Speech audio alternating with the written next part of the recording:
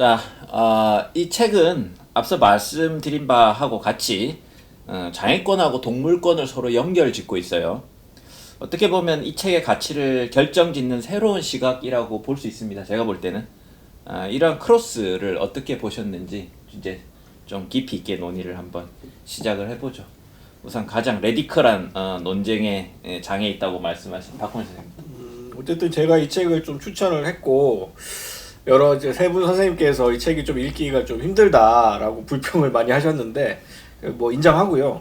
저도 이제 추천의 글을 보고 이제 샀는데 막상 읽어보니까 생각보다 잘 안 읽혔어요. 그래서 열심히는 읽었습니다만 어쨌든 잘 읽히는 책은 아닙니다. 사실은 이게 뭐 전미 도서상인가 뭐 상을 받았다고는 하는데 그 상을 받은 책들이 대체로 좀 대중적인 책들이 많은데 이 책이 상당히 제가 봤을 때 모르겠습니다. 아직까지 한국 사회에서 논의가 그 수준을 따라가지 못해서 그런 것일 수도 있고 또 미국과 담론의 지평이 달라서일 수도 있는데 그런 면에서 좀 읽기 쉽지 않은 책이었는데 어쨌든 이 책에서 얘기하고 있는 논의들은 피터 싱어나 마이클 폴란 같은 이제 유명한 이제 동물과 관련되어 있는 대중적인 논의의 어떻게 보면 대표적인 저자 이런 사람들의 논의를 좀 넘어선 논의들을 다루고 있고요. 그래서 언제까지 피터 싱어나 그 마이클 폴란 얘기를 할 것인가. 마이클 폴란 같은 경우는 이제 잡식동물의 딜레마라는 책으로 한국에서 출판이 됐었고 굉장히 많이 팔렸어요.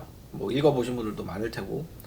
또 피터 싱어 같은 경우에는 이제 동물해방이라는 책으로 세계적인 명성을 얻은 철학자죠.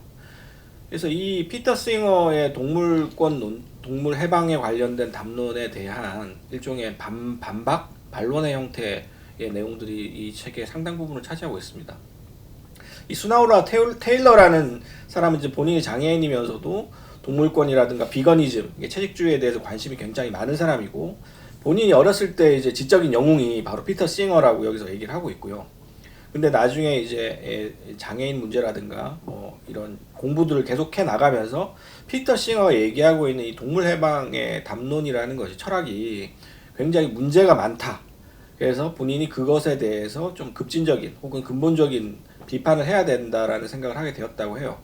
그래서 나중에 이제 피터 싱어랑 직접 만난 자리에서나 혹은 뭐 지면을 통해서나 피터 싱어의 논의에 대해서 많은 반박을 하고 있고 또 실제로 이 짐을 끄는 짐승들 이 책에서도 상당히 많은 장에 할애된 이제 이야기들이 피터 싱어가 얘기하고 있는 일종의 공리주의적인 동물 해방론. 그러니까 아까 얘기했던 이제 쾌고 감수성이라는 센시언스라는 개념을 통해서 피터 싱어가 인간과 동물의 평등한 지위를 얘기를 하면서 동물 해방을 얘기를 하는데 또 한편에서 또 피터 싱어가 하는 얘기 중에 또 하나 중요한 부분들은 인격이라는 측면이거든요. 그러니까 인격이라는 것을 인간이 갖고 있고 이것이 이 인간과 동물 혹은 인간이 아닌 존재를 가르는 어떤 능력의 차이, 도덕적 능력의 차이를 나타낸다라고 얘기를 하고 있는데 그러면서 이제 피터 싱어가 문제적인 예를 듭니다. 예컨대 우리가 동물을 죽일 수 있는 어떤 근거를 얘기를 하면서 일종의 한계 상황을 설정을 하는데 그 한계 상황에서 사례로 드는 사례가 동물과 비슷한 수준에 있는 인간인 거죠. 그 동물과 비슷한 수준에 있는 인간이 이제 지적 장애인. 그러니까 우리가 흔히 얘기하는 도덕적인 인격이나 판단 능력을 가지지 못한 그런 사람들이 사실은 동물과 비슷한 지위에 있고 그런 경우에는 우리가 우리 이 공동체나 혹은 가족들의 복리를 극대화한다는 조건 하에서는 그 사람의 어떤 삶을 끝낼 수 있다라는 것이 이제 피터 싱어 논의거든요. 그러니까 이를테면 지적 장애를 갖고 있고 굉장히 그 사람의 삶 자체가 너무 힘들고 고통스럽고 그 사람을 돌보기 위해서 많은 가족들이 희생을 해야 되는 상황에서 그 장애인을 고통이 없다라는 게 되게 중요해요. 고통 없이 그 장애인 한 번에 죽이는 것이 만약에 주변 가족들의 복리를 최대화할 수 있다면 그것은 철학적으로 가능하고 도덕적으로도 옳다라는 게 이제 피터 싱어의 논의예요. 근데 이 논의가 사실은 이제 수나우라 테일러가 이 책에서 굉장히 이제 반대를 하고 있는 측면이거든요. 그러니까 쾌고 감수성이라는 측면에서 모든 종의 어떤 평등을 주장을 하면서도 또 궁극적으로 가서는 사실은 결국은 위계를 나눠서 죽임을 당해도 되는 존재와 죽임을 당해서는 안 되는 존재를 나누고 있지 않느냐라고 이제 비판을 하고 있는 것이거든요. 그래서 이제 이런 측면에서 봤을 때 이 책이 가지고 있는 굉장히 중요한 핵심적인 측면이 피터 싱어에 대한 안티테제, 그러니까 우리가 흔히 이제 그 비거니즘이라든가 뭐 동물 해방론이라든가 뭐 동물 복지에 대해서 이야기하는 많은 사람들이 사실은 여전히 피터 싱어를 일종의 어떤 표준적인 해석 틀로 삼아서 프레임을 삼아서 논의를 하고 있는데, 거기에 대해서 이제 우리는 피터 싱어 그리고 마이클 폴란과 같은 그런 정도의 담론을 넘어서야 되지 않느냐라고 제안하고 있는 것입니다. 이 책이. 엄청난 정리. 정말 책 한 권을 싹 정리를 책의 한 해주셨네요. 50% 정도를 다 정리를 하셨어요. 예. 심진경 선생님 어떻게 보셨어요? 그러니까 뭐 같은 네. 그러면 박인영 선생님. 아 좀 얘기 좀 할게요 그래도. 나 때문에 뭘 떠들어요? 아니 그러니까 비슷하다. 네. 응? 동호반복 하시려고. 몰래. 근데 아무튼 여기에 그 아까 뭐 누가 그랬지? 무슨 이렇게 뭐 용어가 되게 생소하고 낯설고 그런 말들이 저도 이제 그 쾌고 감수 능력이라는 그 이게 뭐야 도대체 쾌고 감수 능력이. 근데 이제 그거를 너무 이상하게 번역을 하지 않아요? 번역 자체가?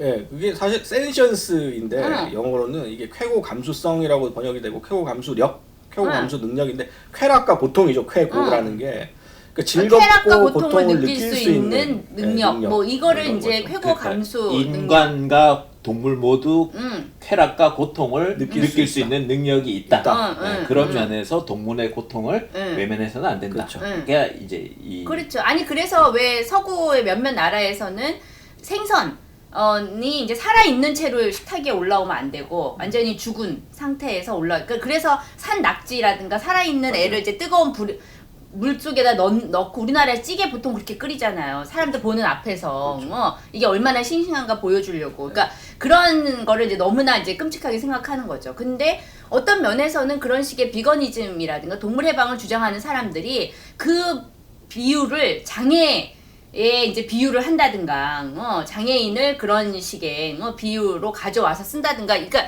그것에 대해서 이 사람이 한 예를 드는 게 125페이지에 어떤 얘기가 나오냐면은 목소리 없는 자들을 위한 목소리라고 1910년에 이제 미국 시인인 엘라 휠러 월콕스라는 사람의 시를 썼는데 이 시가 지금도 동물 옹호 캠페인이라든가 이제 이런 데에 굉장히 많이 등장을 한대요. 근데 여기에서 이제 그 나오는 이 비유들이 이 동물들을 일종의 벙어리, 그다음에 이제 뭐 말 없는 자들이 겪는 불이라고 해서 말 없는 자라고 한다든지, 그러니까 여기에서 이 시 자체가 어떻게 보면은 이게 동물성과 그다음에 장애성을 혼동하고 있고 그것을 서로 어떤 비유로 이제 메타포로 활용을 하고 있고, 그래서 이런 부분에 대해서 어떤 면에서는 동물성이라는 것 자체를 어떤 종류의 장애성으로 전환시켜서 그것을 활용하고 있다. 그런 식의 얘기를 해서 이 사람이 자기도 일종의 유인원에 많이 이제 비유가 된다는 거예요. 왜냐하면 똑바로 이제 직립보행이 안 되고 구부러져 있거나 아니면 어떤 사람은 이렇게 걷는 게 뒤뚱뒤뚱한 사람은 펭귄의 비유가 된다든지, 어떤 사람들은 어떤 생선의 비유가 된다든지, 그러니까 이 장애에 대한 그런 비유가 주로 그러한 동물성을 이제 가져와서 그것이 이제 빗대져서 사용되고 있다라는 것. 그러면서 여기에는 또 뭔가 동물은 말을 하지 못하고 어떤 인지 능력도 없고 그러니까 약하고 불쌍하고 도움을 줘야 되고 뭐 이런 식의 얘기를 하잖아요. 그래서 이것 자체가 사실은 일종의 그런 뭐라 그럴까 적선, 그들 적선의 대상으로만 본다는 거죠. 그러면서 사실은 이 동물들에게 목소리가 없는 것은 목소리가 없기 때문이 아니라 그거 침묵을 강요받아 왔기 때문에 사실은 목소리가 없는 거잖아요. 그러니까 장애에 대해서도 마찬가지라는 거죠. 그래서 여기에서 이 사람이 계속 얘기를 하고 있는 것은, 그러니까 여기서 계속 비인간 동물이라고 표현되잖아요. 비인간 동물과 뭔가 이렇게 그 인간 중에서도 좀 동물과 좀 부정적으로 비교당하는 그러한 장애를 가진 그런 인간. 이 인간들이 어떻게 하면 자기 인간의 우월성을 과시하지도 않으면서 자기 안에 있는 동물성을 부정하지도 않으면서 그러면서 우리는 어떻게 새로운 이야기를 할 수 있을 것인가에 대한 이야기를 한다는 거죠. 생각해보면은 우리가 많은 경우에 동물이라고 하는 존재, 장애라고 하는 것은 그때 나는 뭐 차별주의자 제목이 뭐였죠? 선량한 차별주의. 선량한 차별주의자, 결격 장애. 뭐 아니면 판단 장애 뭐 이런 식의 우리가 일상적으로 선택장애. 선택장애 뭐 이런 식의 표현들을 쓴다고 많이 얘기를 하잖아요. 그러니까 그런 것처럼 그러한 것들이 아무런 고민 없이 그런 식으로 사용되는 그런 방식. 그렇기 때문에 여기 나오는 이 어휘들이 우리한테 익숙하지 않고 굉장히 어렵게 느껴지고 이런 것은 그만큼 우리 사유 안에 이러한 문제들이 많이 들어와 있지 않았다. 적어도 한국 사회에서는. 그렇기 때문에 이게 굉장히 낯설고 어렵게 느껴지는 게 아닌가 그런 생각도 들더라고요. 그렇죠. 네. 그러니까 사실 쾌고 감수성 같은 말은 사실은 이미 미국 같은 곳에서는 일반화되어 있는 말이거든요. 그래서 이제 랍스터나 문어가 산채로 삶아질 때 그 고통을 느끼는 게 인간보다 훨씬 더 많다. 심지어 갑각류가 느끼는 고통이 훨씬 심하다. 뭐 이런 얘기까지 있어서 그런 쾌고 감수성이라는 개념 자체는 상당히 대중화되어 있어요.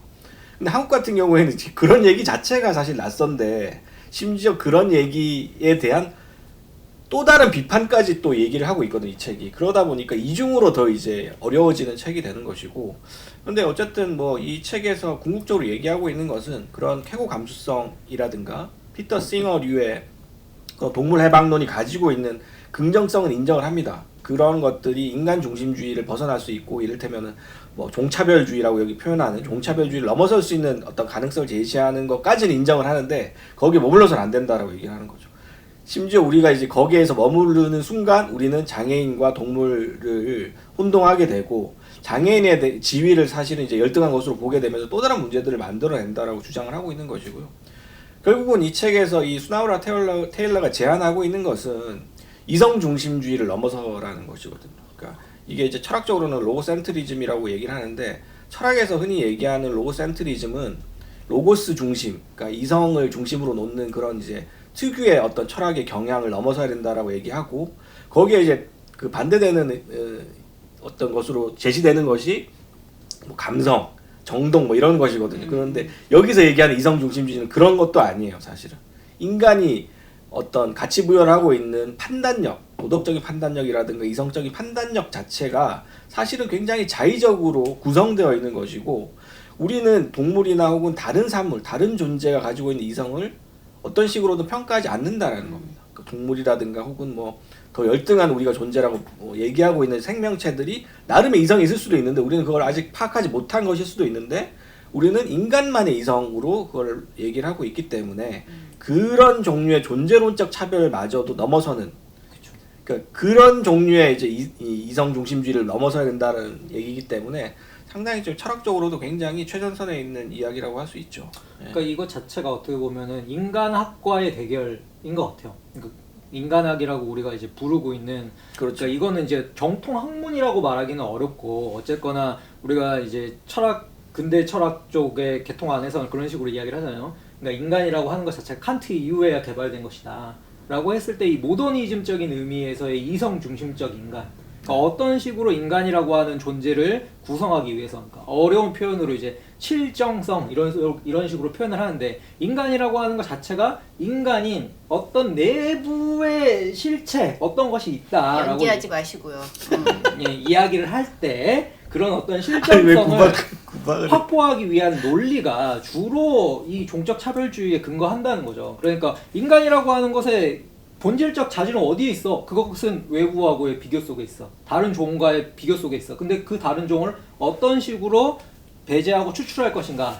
라고 했을 때 결국 인간이라고 하는 것은 엑기스를 추출하려면 동물이라고 하는 배제되는 존재들에 대한 이 차별 작업들을 계속해서 수행해 왔던 거. 근데 이게 이제 고도화되면 될수록 근대사회 안에서 고도화되면 될수록 동물만으로는 부족해지는 거죠. 점점 더 순수한 인간의 엑기스 같은 것들을 구성하려면 인간 내부에서도 자꾸만 어떠한 종류의 배제와 차별이라고 하는 것들을 이제 수행해 나가는 그러니까 그 극단에 이르렀던 게 이제 히틀러적인 우생학이었다고 생각을 한다면 이제 그런 어떤 인간학이라고 하는 것이 도달한 이 디스토피아적 비전에 대하여 현대사회 안에서의 다른 상상력들을 이야기하는 게 이 책에 가까운데 그러니까 요즘에 이제 교차성 담론이라고 이야기하는 게 왜 새로운 대안으로 많이 이제 언급이 되는가에 대해서 되게 좀 많은 힌트를 주는 것 같아요. 그러니까 특히 이제 교차성 담론이라고 하는 것도 어떻게 보면은 한편에서는 제한적인 방식으로 활용될 수 있는 거죠. 그러니까 특히 요즘에 뭐 페미니즘이라던가 퀴어 문제에서 교차성 담론이 활용될 때에도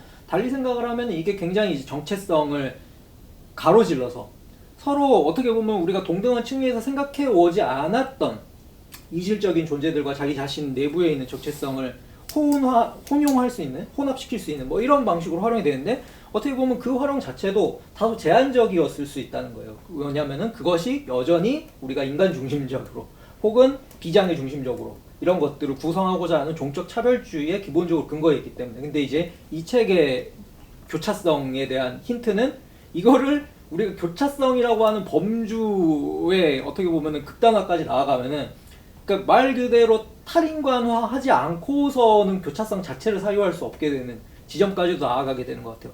그런 의미에서 요즘에 좀 되게 저는 한편으로 우리가 급진적이다라는 말을 쓸 때에도 어느 게 급진적인 건가?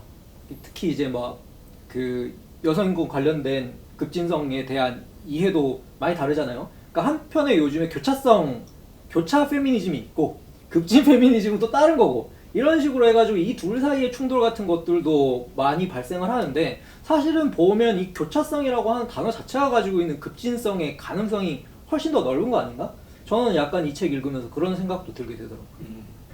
그러니까 어쨌든 뭐 동물에 대해서 우리가 동물은 무엇인가에 대한 사유는, 그리고 인간은 무엇인가에 대한 사유와 필연적으로 이어질 수밖에 없다는 거죠. 그러니까 동물과 인간의 관계에 대한 그 사유가 사실은 필요하다는 거예요. 근데 그러니까 예전에 그 무슨 존 쿠시가 쓴 왜 야만인을 기다리며 그거 가지고 노벨문학상 받은 남아공 출신 이제 그 작가, 지금 아마 호주로 이주해서 말년에는 좀 이상한 소설 막 쓰시고 TMI.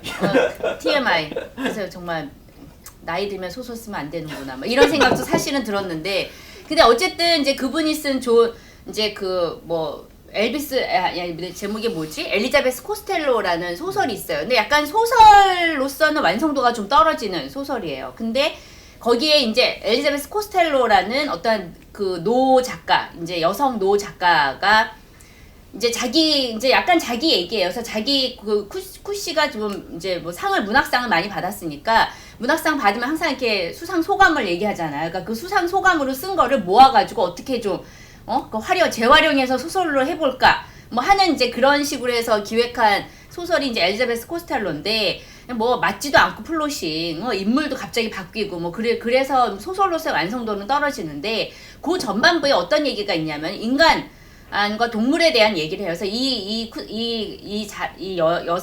여성 작가가 수상 소감으로 무슨 얘기를 하냐면은, 이제 이 인간의 생명에 봉사하기 위해서 이제 그 도축되는 그 가축들과 그 다음에 죽음과 소멸을 위해서만 기획된 유대인 학살, 이거는 다르지 않다, 똑같다, 이런 식의 얘기를 하니까 이제 거기에 참석한 사람들이 이제 난리가 난 거예요. 미친 거 아니냐, 그래서 인간은 신의 형상으로 만들어졌다부터 시작해가지고 거기에 이제 아퀴나스에 따르면 뭐 신, 인간, 동물의 그런 순서대로 이제 이 공감의 연대가 위계적으로 구성됐다는 등 어떻게 인간을 감히 동물과 같다고 이야기하는지 하면서 이제 막 이제 지랄을 하는 거죠, 거기에서. 그러니까 이제 그런 장면들이 나오는데, 어떻게 보면은 그게 과연 인간의 학살과, 인간은 어떤 존엄한 존재이고 그렇기 때문에 다른 어떤 존재보다 우월한 존재인데 감히 동물과 비교할 수 있을까? 동물의 어떤 도살과 비교할 수 있을까? 이런 식의 생각이 들잖아요. 그런데 거기에서 물론 문제 제기만 하고 그에 대해서는 전혀 이제 어떤 얘기도 하고 있진 않아요. 근데 중요한 것은 우리가 동물에 대해서 사유할 때 동물을 그냥 종으로만, 우리가 인간에 대해서 그렇게 인간 학살에 치를 떠는 거는 인간이 하나의 종이기만 한 게 아니라 다 굉장히 개성이 강한 구체적이고 개별적인 개체성을 가지는 존재들이잖아요. 근데 동물은 그렇게 사유하지 않는다는 거죠. 그러니까 대량적으로 그렇게 이제 도살되는 그런 돼지들 하나하나가, 그러니까 옥자 같은 경우는 그렇게 종으로서만 어떤 도살된 하나의 집단으로서만 우리 머릿속에 각인된 그 존재에게 어떤 옥자라는 하나의 이름을 부여를 해주는 거잖아요. 어떻게 보면은 인간에게 어떤 이름표, 그 다음에 분류표, 를 이렇게 하는 거에 대해서 거부해 왔듯이 동물도 마찬가지고 그리고 장애인들에 대해서도 그 사람들은 다 똑같은 다운 증후군이지 이 사람들 각각이 어떤 다른 존재다. 다 똑같이 생겼다. 이렇게 얘기를 한다는 거예요. 그렇지만 과연 비장애인들의 얼굴은 얼마나 다르냐는 거죠. 눈 2개, 코 하나, 입 하나 다 얼굴에 거기서 거기거든요. 어떻게 보면은. 그러니까 그런 식으로 사실은 어떤 존재들에게는 특별한 개성이라든가 뭐 그런 것들을 부여하면서 그렇지 않은 자기가 도살하고 그것을 이제 거리를 멀리 두면서 그렇게 보는 존재들에 대해서는 그런 식으로 어떤 종적인 존재로만 사유하는 것 이런 것에 대해서 이게 장애인을 사유하는 방식과 마찬가지라고 보는 것 같아요. 그러니까 이건 조금 저의 문제 제기일 수는 있는데 이게 이 책이 사실은 쾌고 감수 능력이라고 하지만 고에 초점이 맞춰져 있는 것 같거든요. 그다음에 이제 이성주의를 막 이렇게 반박하다 보니 그러니까 이성이 아예 없는 인간도 있을 수 있잖아요. 예를 들어 그렇죠. 식물 인간 상태라거나 그러니까 우리가 과학적으로 봤을 때 이성이 없다고 보여지는 사람의 상태. 이 상태는 어떻게 해석할 거냐의 결론에 다다라 버린 것 같아요. 그러니까 이제 피터 싱어는 죽일 수 있다고 얘기하면서 쇼당이 난 것 같고. 그 다음에 고급진 네.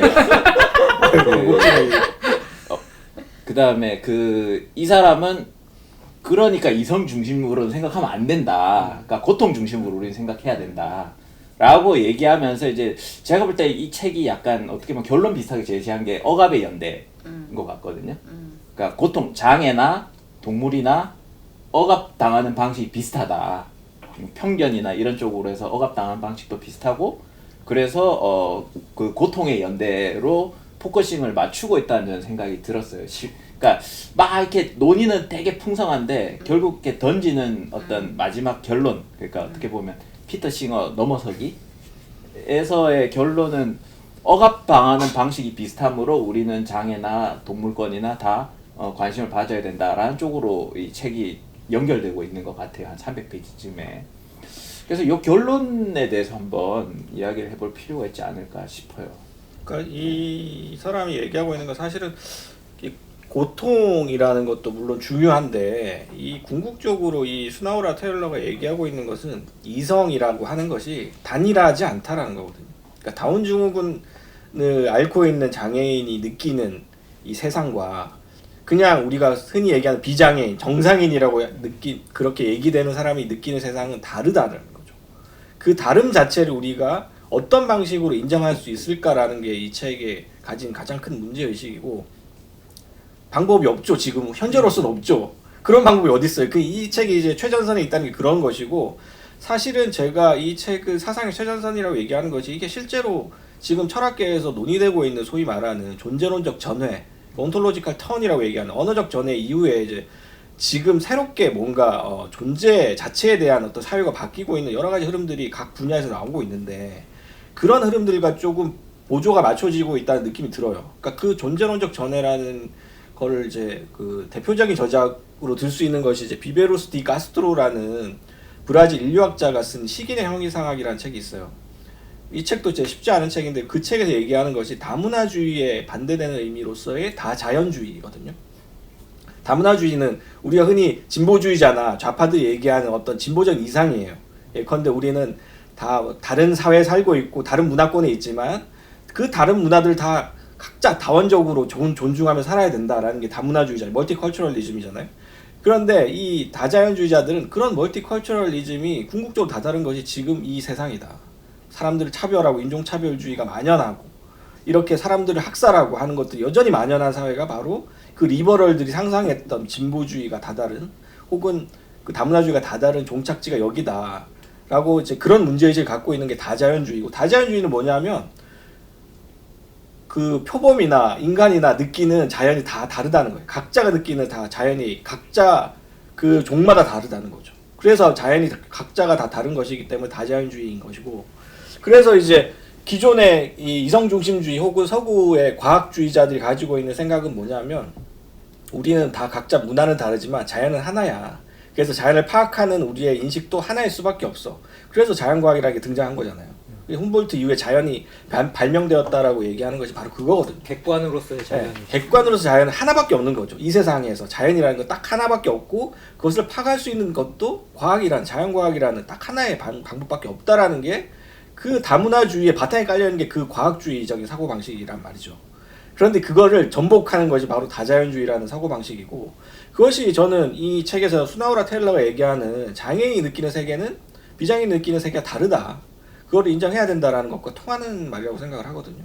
그래서 그런 면에서 이 책이 굉장히 급진적인 이야기를 하고 있고 사실 근거는 없어요. 거기에 대한 철학적 근거는 아직까지 지금 계속 발견되고 있는 과정이고 논의되고 있는 과정이거든요. 그래서 근거가 없어요. 그냥 자기가 그렇게 생각하는 건데 어쨌든 자기 경험에 의해서 그런 각자의 다른 자연들을 어떻게 우리가 그러면 똑같이 평등하게 대할 수 있을 것인가, 착취적이지 않은 방식으로 대할 수 있을 것인가, 그게 이제 이 책에 하는 얘기죠. 근데 결국에는 학문적 교차성이 여기서도 또 형성되는 것 같아요. 방금 이제 어떻게 보면 문화인류학적인 차원에서 시기내 형이상학을 말씀을 해주셨는데 저는 이 책 읽으면서 또 무슨 책 이제 제가 읽었던 제가 철학 전공자는 아니지만 뭐 읽었던 또 책들 생각이 난 것 중에 하나가 조르주 아간벤 요새 그 마스크 안티 마스크 요즘 때문에 많이 까이고 있죠. 많이 까이고 있는 아간벤의 근데 저는 아간벤의 본질은 그런 건 아니라고 생각을 하거든요. 그러니까 어떻게 보면 아간벤도 인간학적인 혹은 존재론적인 차원에 대해 굉장히 급진적 비전을 제시하는 사람인데 이 사람이 이제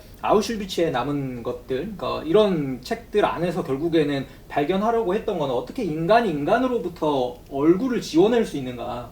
거기에서 이제 안티프로소폰이라고 표현을 하는데 안티프로소폰에서 인간으로부터의 얼굴을 지워서 얘를 어떻게 인간 쓰레기로 만들 수 있는가. 어떻게 이 사람은 당장 가스실에 들어가도 이상하지 않을 수 있는가. 그러니까 그 감수성이 어떻게 보면은 이제 쾌고 감수성을 박탈해내는 거. 사람으로부터, 존재로부터. 그러니까 이런 것들이 사실은 되게 인간 이성 중심과 과학 중심으로 설명 가능해져 버린다는 거죠. 결국에 모더니즘 안에서는. 근데 이제 문제는 이제 그런 존재들에 대한 그 쾌고 감수성의 박탈을 어떻게 재사유할 수 있을까. 근데 저는 그런 생각이 들더라고요. 결국에 그러니까 이건 또 이제 미래 사회에 대한 요즘 이야기하고도 또 교차되는데 뭐 4차 산업혁명 어쩌고저쩌고 이야기하면서 포스트 휴먼 이야기 또 많이 나오잖아요. 포스트 휴먼에 대하여 인간을 벗어나는 존재에 대한 인간학적인 뭐 인간 탈인간 중심적인 어떤 사유를 수행할 수 있으려면은 저는 자꾸 어떤 생각이 드냐면 그러려면 일단 제로 휴먼이 뭔지부터 말을 할 수 있어야 된다. 그러니까 인간의 거죽을 쓰고 있고 인간의 얼굴을 우리가 열심히 그동안 만들어 왔는데 이거를 다 벗겨낸 다음에 인간에게 뭐가 남는지를 이야기할 수 있어야 된다는 생각이 자꾸 드는 거예요. 이게 이제 자연과학하고 결국에는 계속 맞닿아 있는데 호모 사피엔스 이름 붙인 사람이 누구죠? 유발 하라리. 아니. 사피엔스 sorry. 린네가 이런 식으로 이제 이 종적인 혼용 방식을 붙이는 거잖아요. 근데 보면은 이제 다른 동물들이나 식물들에는 다 걔네들이 가지고 있는 이 육체적 자질들을 가지고 그냥 뭐를 붙여요. 그러면은 강낭콩이다. 그러면 푸른색 콩 이런 식으로 되는 거죠. 근데 인간은 사피엔스한 거야. 지혜로운 거야. 그러니까 얘는 가지고 있는 외부적 자질이 아니라 얘한테 선언적으로 있다고 생각되는 내부적 자질의 이름을 붙여요. 그러니까 이거 자체가 인간에 대한 다른 어떤 종적인 기준 방식하고는 전혀 다른 방식의 방식을 활용했는데 이게 자연과학에 어떻게 보면은 인간을 파악하는 모태가 됐다는 거죠. 그러니까 인간 자체가 인간을 바라보는 방식을 스스로 개발하지 못했다. 오히려 굉장히 인간이 언제나 외부적인 방식에 의존해서만 자기 자신의 이름 붙여왔다. 그런 의미에서도 이제 제로 휴먼을 자꾸 겨냥하고 있다는 거. 그런 면에서도 좀 겹쳐진다 이 책이. 그런 생각이 들었어요. 그러니까 인간이 어떻게 보면은 비인간적인 것과의 어떤 구분짓기를 통해서 거꾸로 이제 인간에 대해서 계속해서 사유해 왔다는 거잖아요. 그러니까 이게 동물과의 관계 맺기라고 하도 동물이나 혹은 비인간과의 혹은 비인간화된 존재들과의 어떤 관계라고 하는 게 우리가 불구의 시간이라는 여기 표현이 나오거든요. 그러니까 이 장애를 가진 사람들의 세계는 굉장히 다른 시간으로 흘러간다. 그러면 그 불구의 시간에 대해서 우리가 모르잖아요. 그런데 그것을 인간의 시점에서 그것을 어떻게 이해할 수 있을 것인가. 이해 불가능한 것인 것 같아요. 결국에는. 그러니까 이 대상, 이 외부 인간 바깥의 어떤 존재들과 이 관계를 맺을 때 인간 바깥의 존재를 어떤 인간적 시선, 인간의 어떤 목소리, 인간적 방식 이외에 어떤 다른 것을 벗어난 방식으로 어떻게 사유할 수 있을 것인가. 여기서 빨간 피터 얘기 나오잖아요. 그러니까는 카프카의 그 빨간 피터는 의인화된 대상이 아니라는 거죠. 그냥 피터라는 거죠. 어떠한 피터라는 이름을 가진 그냥 원숭이 한 마리가 학술원에서 보고를 하는 그런 것으로 읽어야 되는데 과연 우리의 인지가 거기까지 도달할 수 있을 것인가. 또 동물과의 관계를 어떤 우리가 마음대로 그렇게 지배하고 착취할 수 있는 그런 거 혹은 손쉬운 의인화의 대상 으로 만들지 않으면서 어떤 그 존재 자체를 어떻게 사유할 것인가의 문제. 근데 이게 사실은 의인화나 공감이라고 하는 것도 이게 되게 겉으로 보기엔 되게 그럴듯한 표현이지만 어떻게 보면 굉장히 인간 중심적인 영역 안으로 끌고 들어와서 사유하는 거거든요. 근데 그들의 어떤 고유성을 인정하면서 그러면서 어떻게 사유할 수 있을 것인가. 결국 답은 없다는 거죠. 답은 없고 그것에 대해서 지금 뭔가 답을 주장하고 그걸 요구하는 것 자체는 좀 문제가 아닌가. 그리고 저는 어떤 면에서 우리가 어떠한 성소수자에 대한 얘기, 우리가 젠더 연구나 이런 거 할게 되면 항상 뭔가 이렇게 소위 말해서 정상 가족을 벗어난 혹은 이성애주의를 벗어난 뭐 이런 거에 대한 연구를 많이 하잖아요. 혹은 그런 거를 중심으로 커리큘럼을 짜잖아요. 수업 시간에. 근데 우리 거꾸로 생각해 보면은 과연 이성애주의는 얼마나 정상적인가에 대해서 얘기를 해봐야 된다는 거죠. 그러니까 이성애주의로 이루어진 소위 말하는 정상 가족이 과연 얼마나 정상 가족인가. 비정상적인 경우들이 훨씬 많잖아요. 그러면은 동성애적인 그런 관계와 이성애적인 관계에서 어떤 정상과 비정상을 가르는 이런 방식 자체가 문제라는 거죠. 뭐 이성애적 관계. 이게 이제 결국에 답을 구하는 문제로 가버리게 되면은 어떻게 보면 피터 시그머가 이야기한 공리주의하고 결국에 다시 충돌하게 되는 그렇죠. 것 같아요. 그래서 지금도 결국에는 예를 들어서 이성의 중심을 벗어나고 정상 가족을 벗어나야 되는 어떤 새로운 어떤 가족 형태를 우리가 꿈꿔야 된다라고 이야기하는데 한편에서는 출생률이 급감하고 있고 경제적 부양 가족이 경제적인 어떤 그 생산성이라고 하는 것 자체가 급감하고 있는 국가적 사회 현실 같은 것들을 누군가는 이야기할 거라는 거예요. 경제적 지표를 가지고 공리주의적 방식으로 야 지금 정상 가족이 있어야 뭘 할 거 아니야 라고 이야기를 하는 이 공리주의적 방법에 대하여 그러면 여기에서는 애초에 사실은 응답할 수 없는 방식의 담론적 충돌이라는 느낌이 드는 거예요. 그러니까 사실은 실용적으로 생각을 한다면 마이클 폴란이나 피터 싱어의 결론에 이르기가 쉽겠죠. 어쨌든 우리는 지금 고기를 먹고 살아야 되고 그렇다면 어쨌든 우리는 조금 더 윤리적인 방식으로 어떤 방식으로든 공장식 축산도 좀 바꾸고 해야 되지만 어떤 논리적으로나 담론적으로 봤을 때는 이 얘기들이 분명히 문제가 있다라는 것을 이 책이 지적을 하고 있는데 지속 가능성이라는 네. 표현에 대해서도 그러니까 그렇죠. 계속 비판적이죠. 그렇죠. 근데 그 부분에 대해서 명확하게 우리가 그럼 어떻게 구체적으로 실행을 할 수 있는가 거기에 대해서는 당연히 여기서는 안 나옵니다. 그거를 기대하고 읽으면 안 되는 책이에요. 이거는 네. 그런 종류의 실용적 대안을 만들기 위해서 이렇게 읽을 수 있는 책은 전혀 아니고요. 이 책은 말씀드렸듯이 사상의 최전선에 이제 어떤 이야기들을 할 수 있는가 우리가 그리고 그런 방향으로 어떤 방식으로 우리가 나중에라도 대안을 만들어낼 수 있을 것인가를 탐색하는 책이지 이거는 분석적인 책이 아니고 결론 내는 책은 아닙니다. 네. 네, 결론이 안 나니까 잠깐 다음 질문을 진행하도록 하겠습니다.